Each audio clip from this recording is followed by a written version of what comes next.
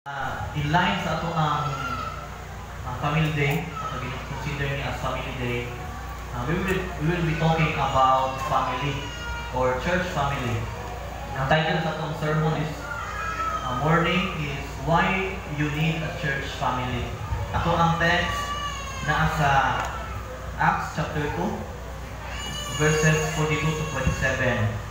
Now I pray na minaw ka na andam na itong kasing-kasing sa pagpaminaw sa puro sa Ginoo, andam na ato ang mga notes sa pagsulat, and mag-pray ta kung salamatan ng Ginoo na itagkaalam akong giyang ka lang sa pagtindog. Father in heaven, we praise you and we thank you, Lord, for this wonderful morning. Salamat Ginoo sa presensya sa matang usa na nakaroon naghatag o panahon sa pagsimba, pagtuon sa imong pulong, pagpasalamat, pagkig-fellowship sa matang usa.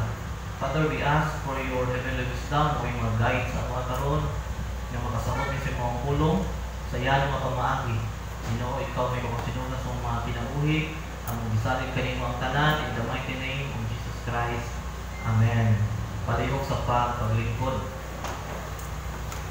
So sa ato ang text this morning sa Acts chapter 2 verses 42 hangtod sa 47, naghatag sa ato ang usa ka nindot nga picture kung unsa ang kaning family, kung sa ang church family no sa early Christians.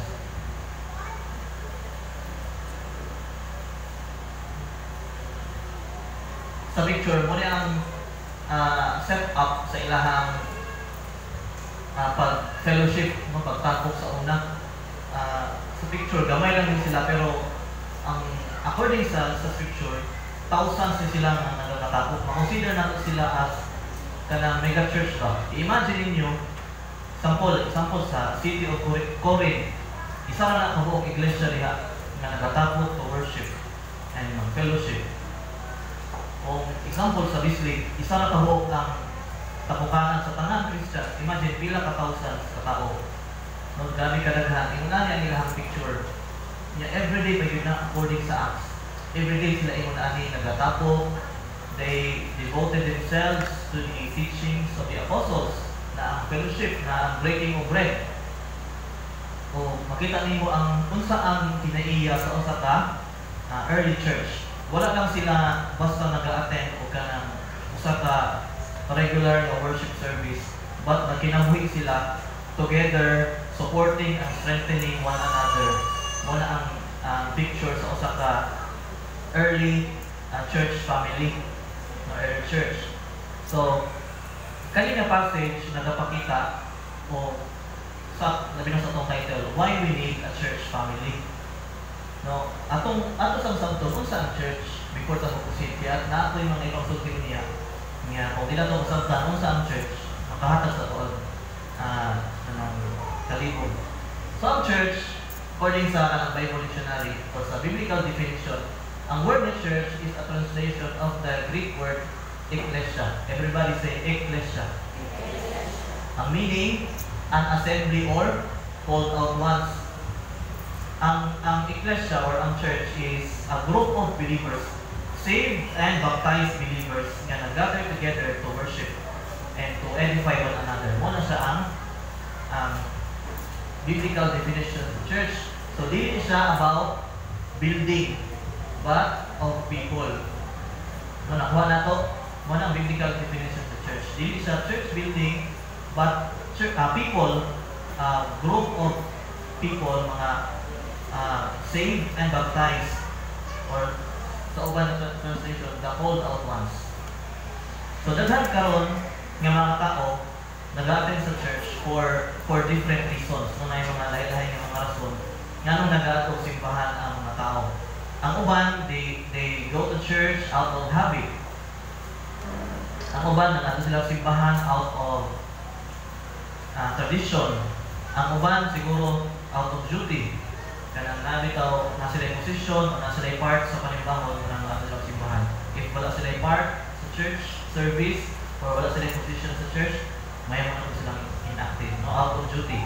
Ang uban, out of guilt.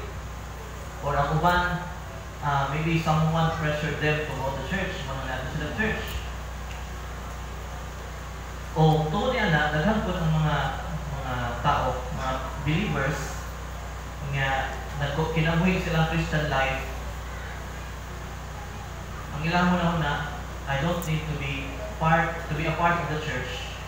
Okay, I can worship God alone. I can worship God sa akong balay kay nga labi na napuso na ron ang mga online worship service. Nagahatag po ng kadasig sa uban nga ay kira di ko isa kong simba, dili sa ako sa online. Ang uban, they don't go to church kay ay di ko na ako kinahanglan ang church to have a relationship with Jesus. Ang tunong relationship with Jesus without church. O ang pinaka-common mo ni nga mga rason. Dili ko mato church kay ang church is full of hypocrites. Mga pagtigpakarinon mo na sila, nagsimba na sila dira pero murag gyapon ang kinayan. Di na lang kumato church. Ang mga rason ba na dili sila gusto mahimong part sa usa ka church family.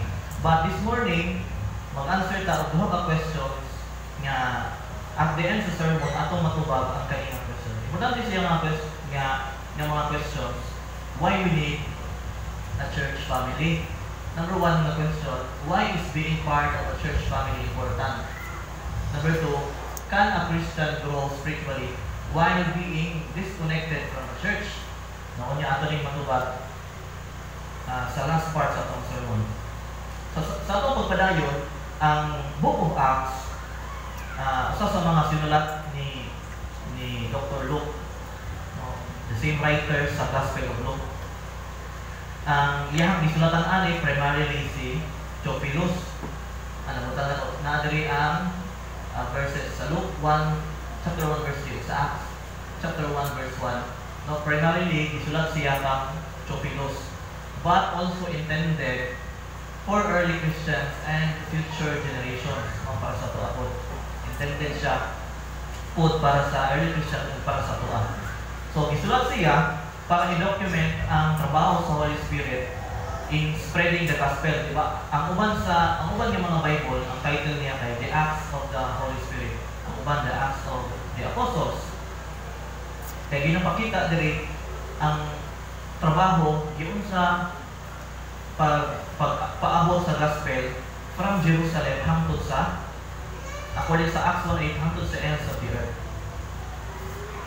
According sa uban komentary, ang to the ends of the earth, ginakonsider nila na as ang Rome, ang empire sa Rome. Ang Rome, kalingatay makonsider as superpower na nason. So, ilang mo na, kung maabot nimo ang Rome, kung makapenetrate mo sa gospel sa Rome, mapenetrate ninyo ang whole world. So, from Jerusalem to the ends of the earth. According sa uban na komentary. So, ang Acts, Book of Acts, it records the birth and expansion sa early church. No, diha nagsugod ang early church. O hangtod karon no naabot. Ang unang na appeal sa mga Gentiles ang gospel, makita po na naabot sa ato ang church, practices sa church. So in Acts 2, makita nato dira ang Holy Spirit niabot sa during sa Pentecost, niabot sa mga apostles, and then ang effect anak kay samyaw sila sa gospel. No, si Peter, gi-record dira na si Peter nag-preach sa gospel sa mga different known languages. Lahi-lahi ang translation sa iyang pagsulti. Daghanay mga tao na kadungog in different languages. Ingana ang epekto nga katong nagamhan sila sa Holy Spirit. And it leads to the salvation of about 3,000 people. No, grabe kadaghan ang conversion atong na time sa iyang pagsamyaw. 3,000 ka buong tao na convert. Nakita nila ang pagpamuhat sa Holy Spirit. Wa kay labot sa mga members na daan sa church. Grabe ka libuan ang mga believers na nagatako na makonsider nato as church family or church community. So after this conversion, katong mga tao nga na-convert, ilang gikomit ang ilang kinabuhi into a new life, no? New living ang ilahang kanang ginapakita ani sa record sa Book of Acts na together as a body of Christ, one body of Christ, devote sila sa ilang kaugalingon into the apostles' teachings, fellowship, and breaking of bread. And this is the birth of the church. Dili nagsugod ang iglesia. So, sa atong gisgutan, ang Biblia nagatudlo sa ato that belonging to a church family is very important. No, essential siya sa Christian life o sa ato ang spiritual growth. Sa ato pa, ang Christianity is not meant to be lived in isolation. Dili pwede nga Christian ka or believer ka ni Christ, dili ka mahimong part sa church family. Kanang ikaw lang isa ba? So dili siya pwede, dili na mo i-design sa ato pa. Dili siya mo i-design sa Ginoo sa usa ka church o sa usa ka Kristohanon nga magkinabuhi siya nga sa iyaha lang kaugalingon. So, kung ato tanawan ang tibuok scripture, ang Christian life naa siya mga aspect nga dili nato ma-practice on our own. For example, there are more than 50 kabuok one another nga command sa Bible. Maghatag og mga pipila ka mga common nga mga command about one another. Sample kaning love one another. Imo man na siya matuman kung ikaw lang isa. Diba dili no? Accept one another. Diba dili ko nimo mabuhat kung ikaw lang isa. Be at peace with one another or pray for one another. Kung ikaw lang isa, you live your Christian life in isolation. Dili din mo ni mabuhat nga command. Ang design gives the church is ang usa ka believer, a follower ni Christ, mabilong din siya sa usa ka Christian community or church family. So, karon nga buntag maghatag ko og tulo ka rason why we need church family. Number one, a church family helps you grow spiritually. No, sa verse 42 atong makita dira na they devoted themselves to the apostles' teaching and to fellowship, to the breaking of bread and to prayer. Ang early church nagamodel sa atoa for spiritual growth. Ang word na devoted, according sa dictionary, is kanang staying firm or being committed or being consistent. Dili siya kanang casual or occasional lang participation, but an actively and wholeheartedly growing in faith. Muna yung meaning sa devoted. Devoted silang kaugalingon sa i-devote nila ng kaugalingon sa pagtuon sa mga pagpanudlok sa mga apostoles, sa fellowship, breaking of bread, or sa prayer. So ang atong makita din nga ang spiritual growth does not happen in isolation. No, dili jud ka motubo sa imong spirituhanon nga bahin in isolation. Kung ikaw lang isa, dili ka makik-fellowship, dili ka makikauban sa imong fellow believers. Muna ang design sa Ginoo. In fact, sa 1 Corinthians, ang Ginoo naghatag siya og kanang example sa usa ka body. No, gamit niya ang human body nga example nga wala gi-design ni Lord ang church nga usa lang ka body part. No, daghan many parts bina ang body nga mag-contribute to the edification of one another. So usa na pamaagi, no, through sound biblical teaching, na yung mga wali, na yung mga lectures, or sa atong Sunday school, di ba? Pinaagyan nagatuho sa atong spiritual growth, nagatuon tabahin sa Ginoo, mas mulalo ang ato ang pag-ilaya sa Ginoo through small group discipleship. Sa young people nag-practice namin og small group discipleship. So pinaagyan ma-shape ka, ma-encourage ka, ma-corrected ka to mature in Christ. No, una sa mga proof nga why we need a church family kay makatabang ni sa tuwa to grow spiritually.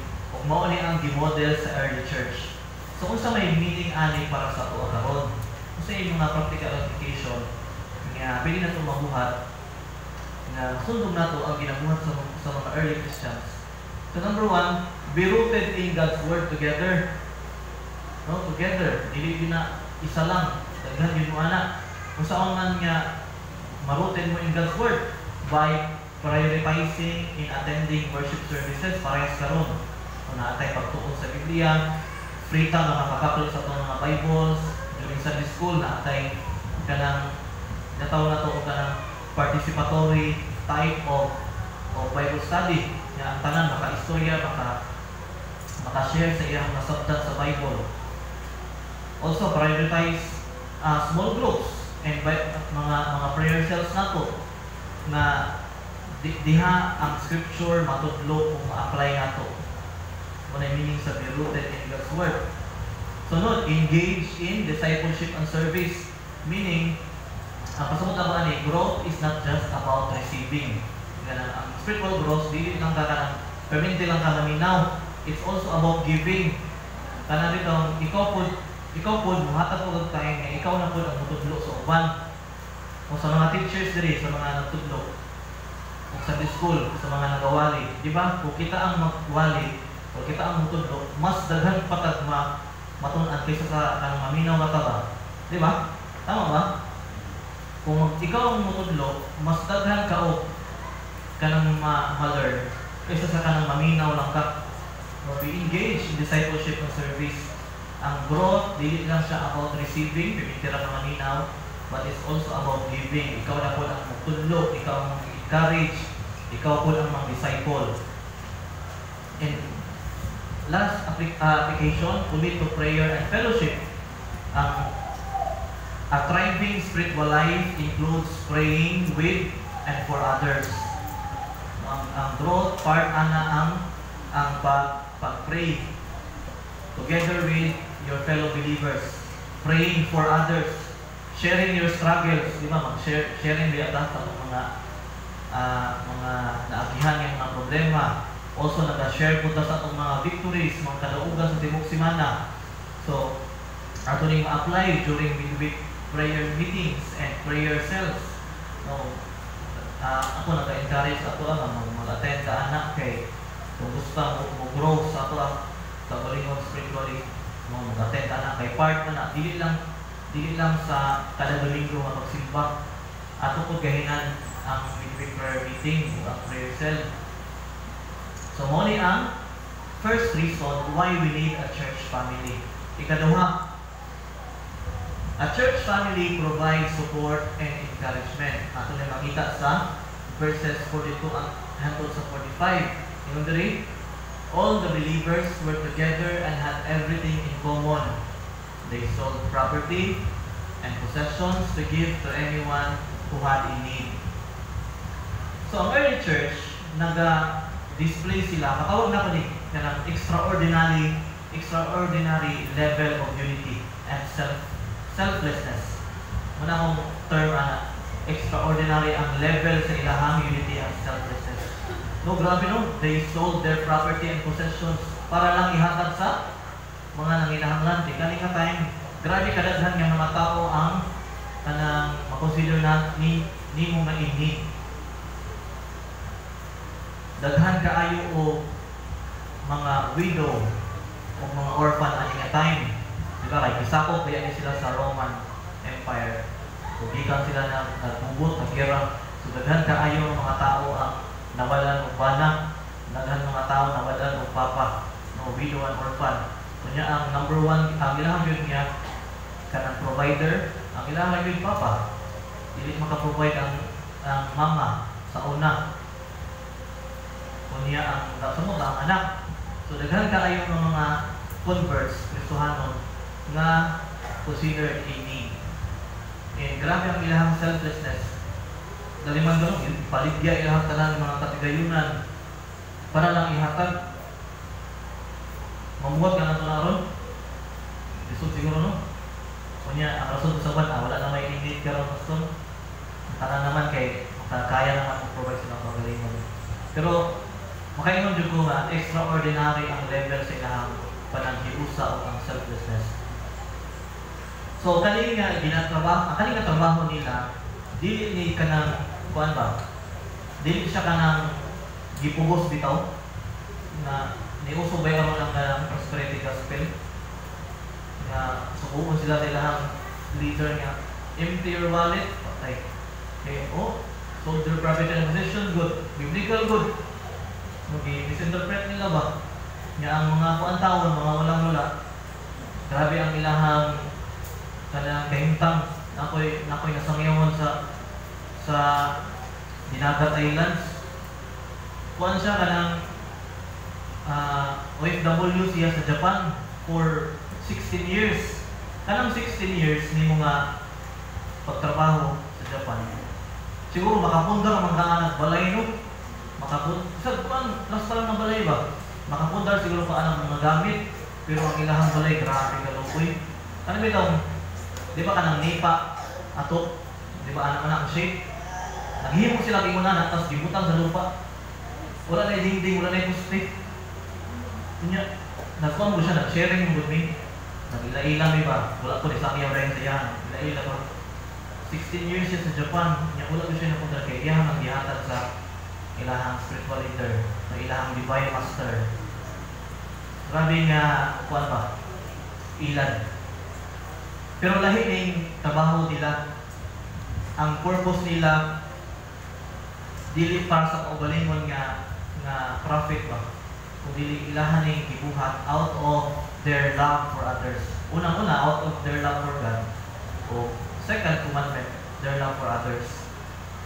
Nga tungod ani, ang sila mga pamilya nag-provide og support o pag-encourage or encouragement sa mga tao. Everyday nakita sa mga tao ang kung sa resulta nga mahimo kang follower ni Christ. Una na-convince ko sila na day ka mabuhan ang tao nga makaangkon sa relasyon ng Kristo. Munang kini nga passage nagapakita na ang church is not just a gathering place. Dili lang sa building, but a spiritual family, no, composed of people saved and baptized. Nga walay isang usa nga ma-left alone sa ilang mga struggles. Mo ang design or ginapakita ang model sa early church. Usa sila ka community, usa ka family nga naga-suporta sa matang usa. And during ani nga time, to akong na-mention kayo na 3,000 converts. Grabe kadaghan. So usa may sad reality karon sa mga churches. So nay mga churches karon nga ang church nahimo lang siya nga lugar nga for formality na lang ba rather than a family. Kana dito ang mga tao come and go ra sa simbahan without deep connection. Anong dili magilhanay ba? Daghan sila membro pero dili magilhanay kay come and go ra. Wala joy. Kana dito family, wala deep connection. So muna sa reality sa mga churches karon. Na po yung mga churches nga imbis nga ang church ma-define siya tungkol sa ilahang love and support sa matang usa. Naalis lang siya o judgment and gossip. No, pag-judge, pag-condemn, pag-gossip. Wala lang na apply ang true definition sa church, which is love and support. Nga tungkol ani na-discourage ang epekto unta ba manay openness and accountability sa mga usa. And also many believers struggle alone because they fear being seen as weak or unspiritual. Di na namin simba, di na namin mo join na nakuan nga simbahan.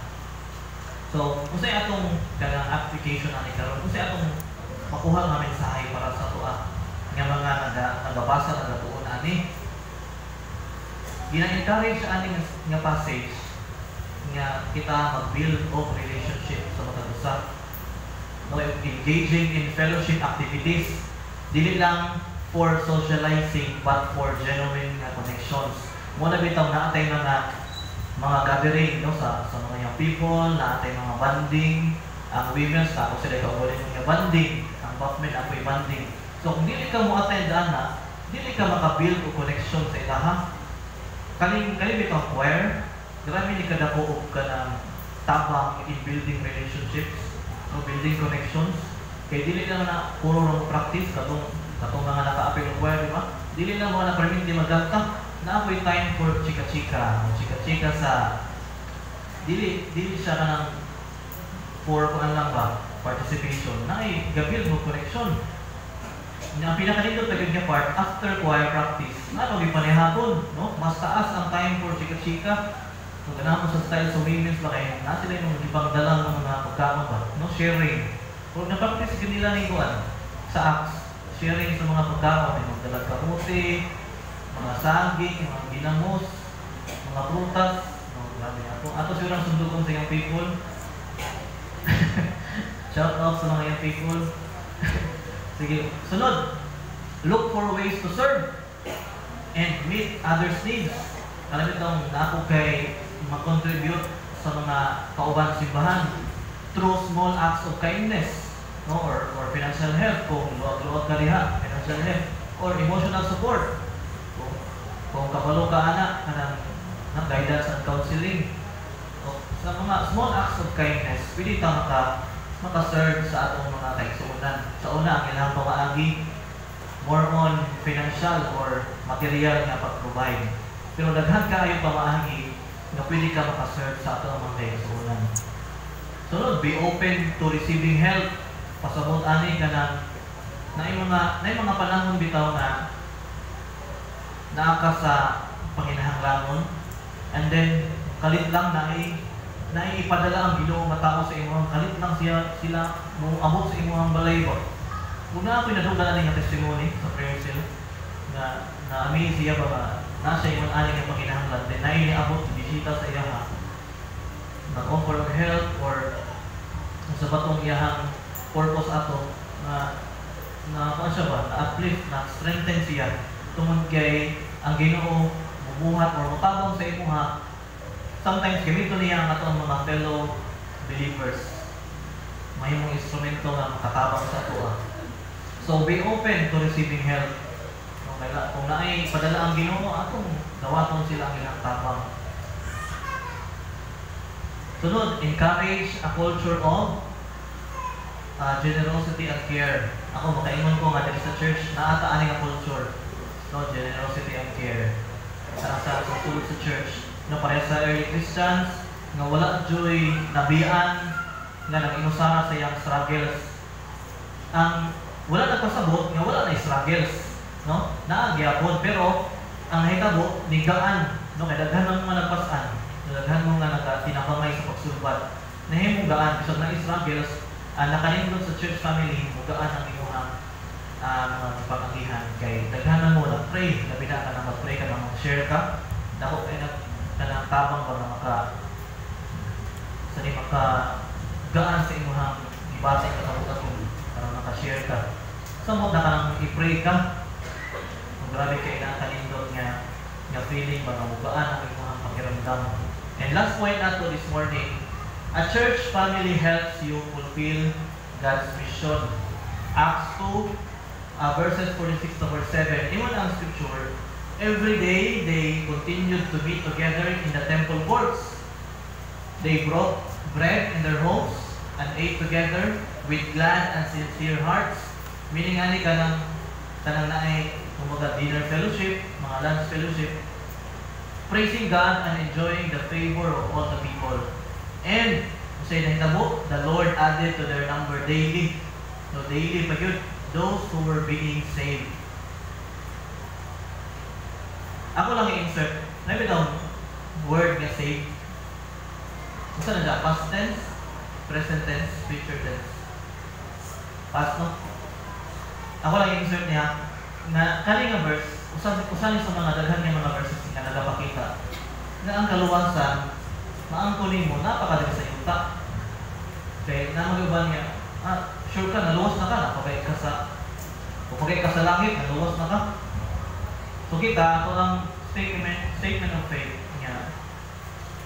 Dili padaan sa akong pag-accept ang Jesus Christ, no, nakaangkon sa kaluwasan, no, freedom from the penalty of sin. No, save. Katong mga naluwas, bukod sa buhok na yung mga naluwas, wala yung that those who will be saved, but those who were being saved. So, parenta. So, kani, nagapakita na ang church, early church, they are active in engaging in evangelism.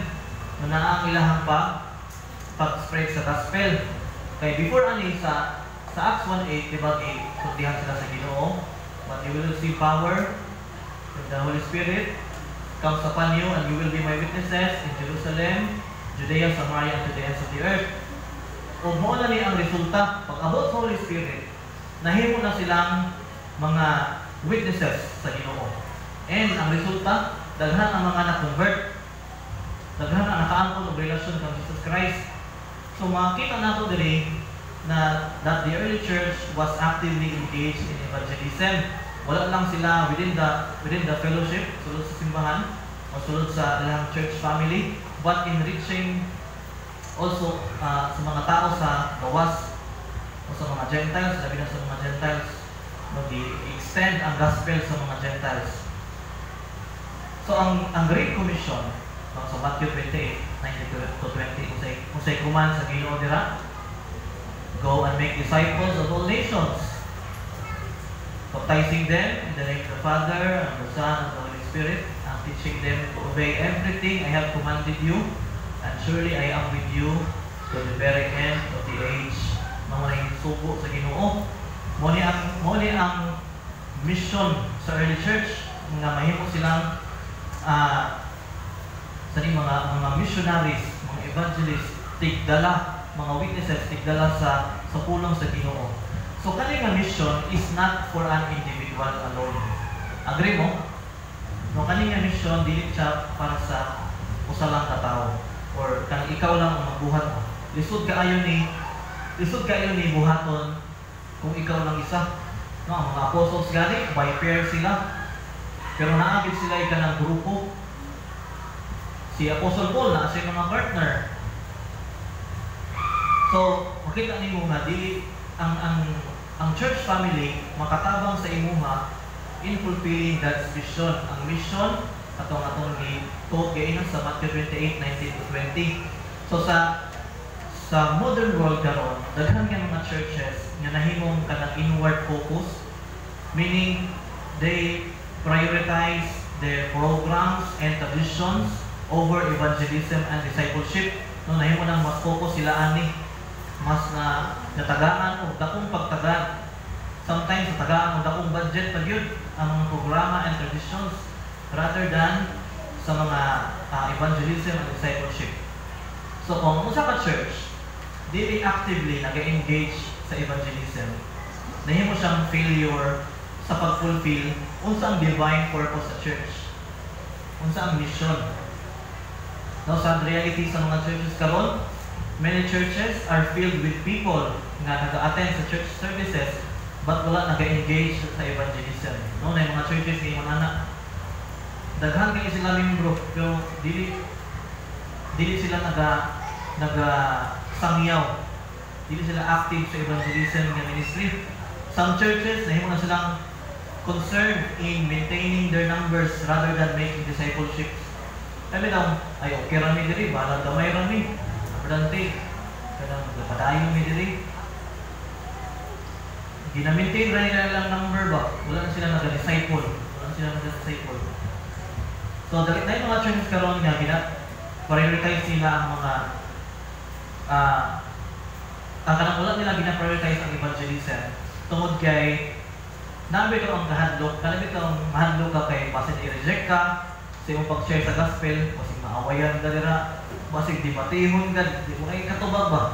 Noon na yung ng mga kahadlok, naapoy ka ng mga ginatawag na ito societal pressure sa society ba? Nabi ito, mahadlok ka nga maka-offend sa uban or mahadlok ka nga siksawayon ka na makahatag og discouragement sa mga believers na openly maka-hisgot sila sa ilang faith. Kung naingon anak na mga churches karon nga dili na lang sila mag-prioritize sa pag-evangelize kay mahadlok sila sa mga rejections, sa mga criticisms. So, ang result, ang pag-spread sa good news nahimo nang less important sa mga congregations. Abi ninyo kung ang early church, kung nahimo lang silang passive sa ilahang Christian life, dili unta maabot sa ato ang gospel. No, nakita ninyo na. Kung dili unta sila nahimong active sa evangelism, wala untay mga good community church of Southern Baptist. No, nakita ninyo ang effect, ang long-term effect ba sa ilahang pag-spread sa gospel nga wala bitaw pagduha-duha na ang kadasig nila. Nakita mo nila ang urgency sa gospel. Na urgency sa gospel. Ingon ni Kuya Jess, ang mga tao daw muna sila tinatindog sa pangpang ba na nagulat na lang na mahagbong dito sa interno. So na yung urgency ng gospel. So salamat sa Ginoo na mga goy Community Church of Southern Baptist nahimot ang active sa evangelism. Pero ang sad part kay dili tanan pag yun, no? Dili ni siya kanang pag guilt trip sa inyo ha. But it is rebuke and correction sa ato ang tanan. Nga ang church family kita consider man ta family diri. Consider nato na yung community. Makatabang ni sa ato in fulfilling God's mission. So naatay mga daghan nga mga programa diri sa simbahan, salamat sa Ginoo ana. Pero kailangan pa gyud og daghan nga mga magbubuhat sa attend aning mga pag-commit sa imong kinabuhi diri sa mission works, mga mission ministries. No, kahapon ako lang isa sa OCC. So panawagan kinsay gusto mo appeal sa kuha ko, ako ra gyud isa dito kahapon. So kung gusto mo umuban, free kaayo mo umuban. Salamat sa Ginoo ana. So kung sa'yo mensahe ani sa Ginoo sa ato karon. First, be intentional in evangelism. Kasi pasabot ani ka nang mag-engage ka sa imong kaugalingon ba? Personally, mag-share ka sa imong faith. Personally ka nang volunteer ka ba sa imong kaugalingon sa pag-attend sa evangelism? Bahala di sabot ka mo sangyaw, uban sa ka ba? Mag-observe sa ka. No, kaya dili man dayon na ikaw dayon ang pawalingon. Magkuhan pa mong kaana. I-disciple naman ka, paluan pa mong kaana. Pastor, dili man nato sila mapugos. O, tinuod ba na, no? Tinuod man yun na, di nato mapugos. Pero, wala din nagpasabot nga, kung dili mo sila mapugos, dili na punta ng parimay dani. No, wala nagpasabot nga, dili na mag-remind. Noon man yung pulong sa Ginoo. Kuhan man siya, dili man siya calling, command man siya. So, dili na sila mapugos, pero dili po tamuon lang sa pag-remind dani. No, be intentional. Sunod, invite others to church. Kani, siyempre po din yung application, no? Practical application. Kaya daghan ng mga tao na nagahulat lang na i-invite sila. No, na yung mga tao nga kanang ready na sila ba? Pero nagulat lang na sila o invitation gikan sa ato. So, be the bridge that brings them to Christ. No, ikaw mahimong bridge na sila maadto sa Kaginoong Hesus-Kristo. No, ayaw pagtundang, bisag dili mo sila mapugos, pero ayaw pagtundang sa pag-encourage sila, pag-remind. Padayon ng gihapon, kay walay humong na kasing-kasing sa Ginoo, o walay gahin na kasing-kasing sa Ginoo, pahumukon din sa Ginoo. Sunod, pray for the lost. No, practical application nato ani, pray for the lost. Magkanang pangayoon ninyo sa Ginoo nga naay mga muabli na mga kultahan for gospel conversations. Atong i-pray nga ang ilang mga heart mahimong receptive sa gospel. Kanang mag-pray ka sa mga nawala, no? Mga relatives man nimo, mga silingan, mga kauban sa trabaho, mga classmates. Kung saan man nimo niya pag-apply, apil ka midweek prayer meeting, apil ka intercessory. No, akong encourage sa tanan mo, apil ka intercessory. Apil to o mga prayer cell. Kung niya sa mga women, sa apil mo women's fellowship, mga WMU circuit rally, tama ba? Kaya nag-pray na sila for mga people groups, katong mga tao bitaw nga or mga tribe nga wala pa naabot sa gospel or naapay less than 2% ang Christian anak nga grupo, anak nga tribe. So nindot kayo ang trabaho sa mga WMU. Kung ay mga fellowship, apil mo anak, no, sabi na sa mga young women. Sunod, support missions. No, practical application, makasupport sa missions, whether through financial giving, through prayer, or personal involvement. Ikaw mismo, wala kay kwarta, dili ka makagahin sa pag-ampo, pwede imong personal involvement na mahimo ka part sa pagdala sa gospel sa mga nasod, sa mga tribes. Dalahan kayo kadiri ang mga barangays, mga tribo nga wala pa naabtan sa gospel. Na pa yung mga tao nga kanang ignorante pa sa Bible, wala pa nakahikap sa Bible, wala pa nakabasa sa Bible. So, pilit na nakasupport ang mission. No? Sa mga young people karon na ay kuan karon kanang i-open yung opportunity. Short-term mission trip rin siya, no, ni Himaya Teams ang tawag. So, magsugod na siya karong May. Kung interesado mo, apil mo ana. Kay ako sa una, makulay na kapadasik sa tuwa. Si Pastor Tony po yung nagkuha sa ako sa una, nag-encourage na mo apil. Yan, mo to'y murag turning point sa akong Christianity ba na pag-ida ay labaw nga pinaka-importante nga trabaho ko. Dili lang ang pagsimba kada linggo. Nakahatag ng dako nga kadasik sa tuwa. Nakapabago sa ako ang pag-grow as a Christian ba. No, kung interesado ka mo apil, no, libre na tanan, mo support ang BBYF, na yung supporters from Himaya, libre na tanan. Libre niya, wala pang ibayad. So, last, we are not just saved from something. We are saved for something. That is spreading the good news of Jesus Christ. Kasi kung sabutan no, wala lang ka giluwas from something. Kung saan from something? Wala ka giluwas from kanang kuan ba? From condemnation. Wala lang ka giluwas para lang ka malangit. Wala ka giluwas para di ka ma-impyerno. But we are also saved for something. Giluwas ta para ani in spreading the good news of Jesus Christ. No, wala lang ta giluwas para di ta malangit, para ta di ta ma-impyerno. Giluwas ta kay para ang atong galuwasan, ato pud ang ma-share sa uban, ang atong naangkon nga galuwasan. Kay kung ang purpose pa sa Ginoo, luwason ka para ka malangit, dapat idala na ka sa langit karon. No, pag-baptismo sa imuha, pag-save, pagka-luwas na imo, kung sino na ka, ilangit na ka. Kaya wala na kayo trabaho kung dili sa kalibutan, sumok ka na dili. No, nga na unta ba? But we are saved for something, and that is spreading the good news of Jesus Christ. And as a church family, ang mabilong ka sa church family, makatama na sa satuan in fulfilling God's mission. So, ang early church, again, ang early church na natulog sa satuan, that Christianity is not meant to be lived in isolation. Ang design with sa Ginoo sa family, mabilong ka sa usa ka group of believers, saved and baptized believers na tinabangay in supporting, encouragement, in edification, supports fellow believers in times of need, and kabusanan equips us to fulfill God's mission. Now, atong balikan ang atong question kay na. So, why is being part of the church family important? Nga naman, kay dirita mo tubo, no, through biblical teaching, through fellowship and prayer, makahatag sa atong support during sa time nga kanang maluya ka, no, makapadasig sa to sa atong pagtuo.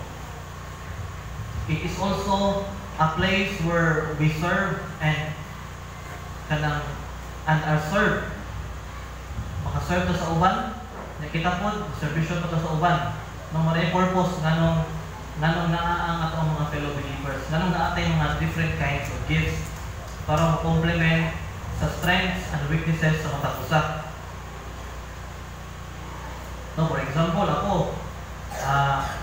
dili man ko abtik sa mga, siguro sa mga building ng mga trabahoon. Ako ang strength kay naman ko sa teaching.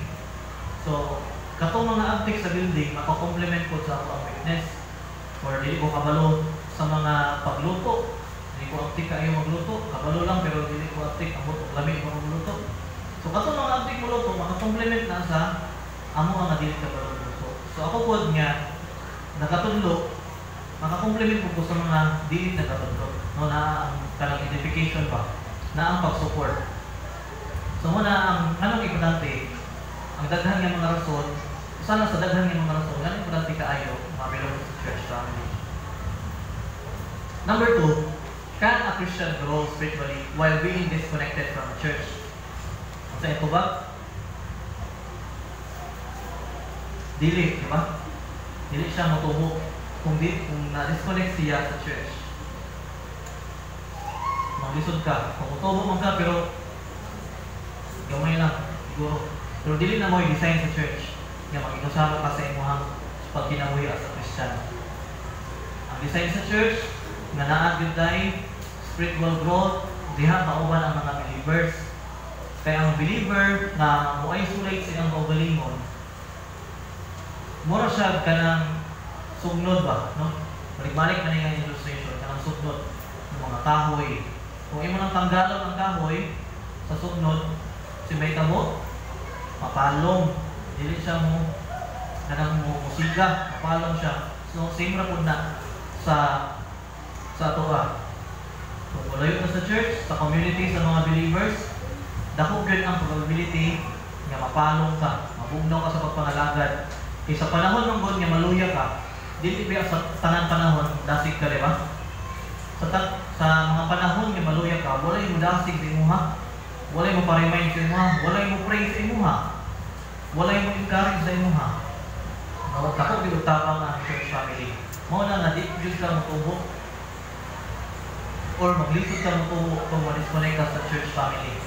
So today, ang question karon, are you truly connected sa church family? Dili lang baka attendee, but usa ba ka ma-active, growing, and serving member sa church? No, kung dili pa, para rin sa imuha. Uy. Anyway, ako na itutin. Engage, ang pagdasig na karon sa imuha, to engage in fellowship, build relationship sa ato ang mga kaigsuonan, and commit yourself to being part of the body of Christ in fulfilling God's mission. So, kung kita mag-engage sa atong pagalingon, atong tabang atong pagalingon. Kaya ang reality, you don't just need the church. The church also needs you.